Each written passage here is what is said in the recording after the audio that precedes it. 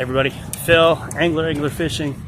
Actually, out here today in Newport Beach. Gonna do some surf fishing here. I'm in about I guess it would be 52nd Street, between 52nd and 54th. Kind of heading over toward the jetty because there's no surfers over here, but just gonna try to get some sand crabs and try to catch a few perch, corbina, maybe some croaker. Whatever bites. So we'll see how it goes. Stay tuned.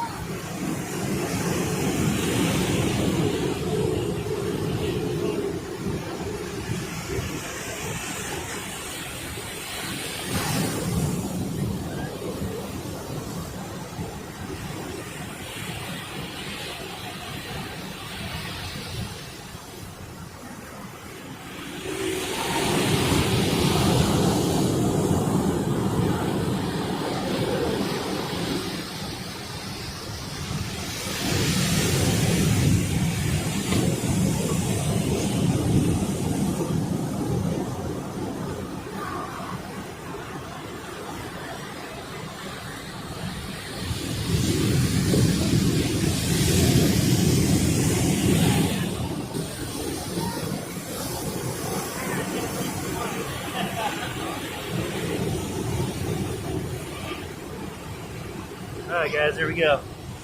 Yellowfin croaker, Carolina rig with about a ½ ounce sinker and a sand crab for bait. Go, let this guy go. See if I can catch another one, okay?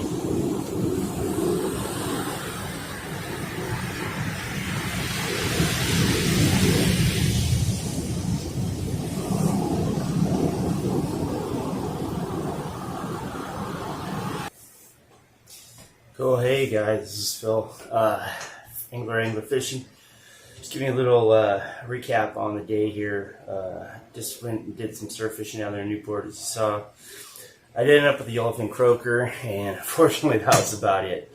I had a couple of other bites, some boogie boarders. Surfers ended up kind of drifting into the area I was fishing and shut the bite down. I didn't want to hook anybody. I just kind of, whatever, it is what it is. But anyways, just really quickly, just to give you a quick rundown of what I was using. I use a Carolina rig. It's for a lot of different situations. I like it for surf fishing because it's very efficient. It's clean, doesn't get tangled up too often, and it's allows me to use the sliding sinker so I can feel the bite a little better. I was using sand crabs. They were a little tough to find today, but you can actually get them closer to the jetty rocks. If you don't see them on the main part of the beach, sometimes you go over by the rocks and dig around right where the waves are coming up. You can find some that way. And that's what I did today. So I found a few. They were probably thumb size, that big or so. I put a couple on the hook because they were a little smaller. I use a size 4-6 hook. If I can, it seems to be a pretty good hook size to catch pretty much most of this, the croaker and the perch and spot fin croaker, corbina. Just depends on what you're fishing for. That's kind of what I was going after. I know some of those surf guys out there, they go out for leopard sharks and big bat rays and stuff. Completely different rig. Or not, it's not even a different rig. They do use different rigs, but if they do use a Carolina, it's just an upgraded version of the Carolina rig. So, I usually use typically 4 to 8 pound line. I was using 4 today because with the ½ ounce sliding sinker that I was using, man, I could whip that thing out there really far past the break or just in front of the bait where there's a little hole. And that's kind of where I was trying to get my bait into.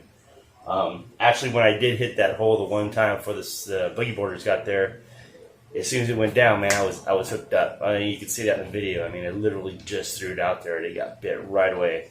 And it's just unfortunate because I knew they were there. I just, there was people in the way. And more than likely, they're probably going to scare them, shut the bite down. So I was just kind of whatever.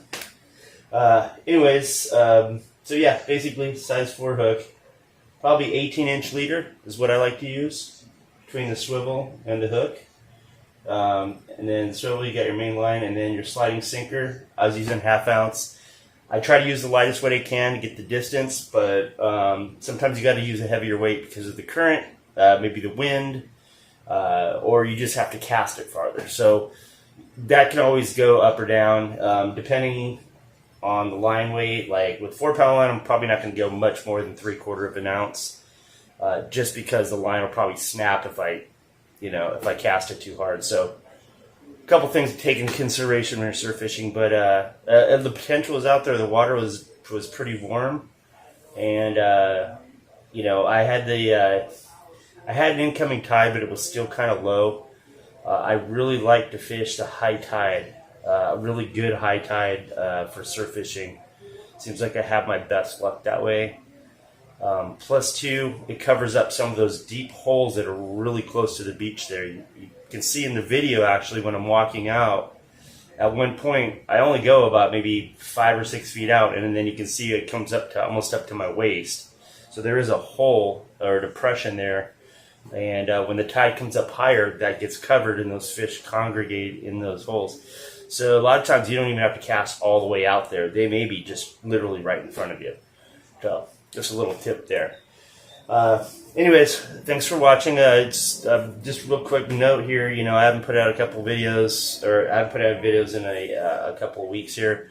Quick rundown. I mean, I got a new job here. I just started, so I'm trying to get that kind of under wraps and going. It's been a busy weekend, so I've just had stuff going on. I really haven't been able to get out. Luckily, I've been talking to a couple of you guys out there, Mark and Al. You guys have been sending me some reports there. I saw Grant over at the restaurant. Grant, what's up? Sorry we haven't seen you out there. I haven't been out there myself.